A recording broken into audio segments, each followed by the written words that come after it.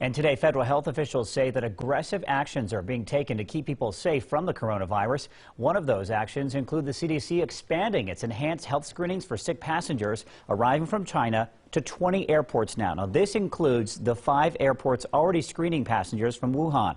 As of this morning, more than 4,500 cases have been confirmed in China. At least 106 people have died. Dozens have been tested for the virus here in the United States, but so far, only 5 have been confirmed, and all of those people had traveled to Wuhan.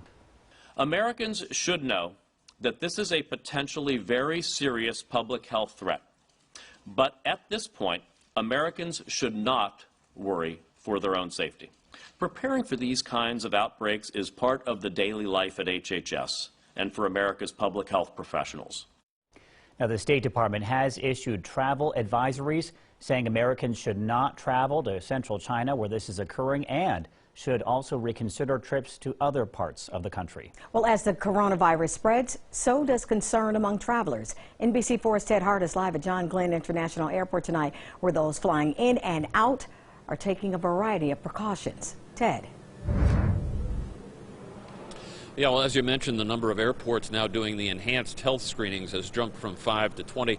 Columbus is not one of them, and an airport spokesperson told me today that the airport here continues to take direction from the CDC and from the local and state health departments.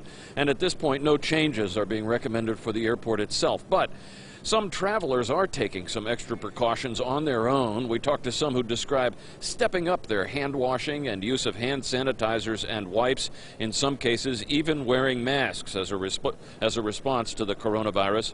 Overall, the folks we talked to describe being aware and somewhat concerned, especially given that the number of cases continues to grow and that health experts don't have many details yet.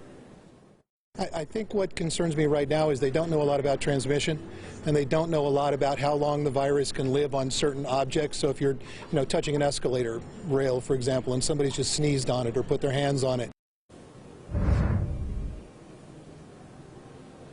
And the 20 airports now doing the enhanced health screenings are those that have existing quarantine stations and are staffed by public health officials.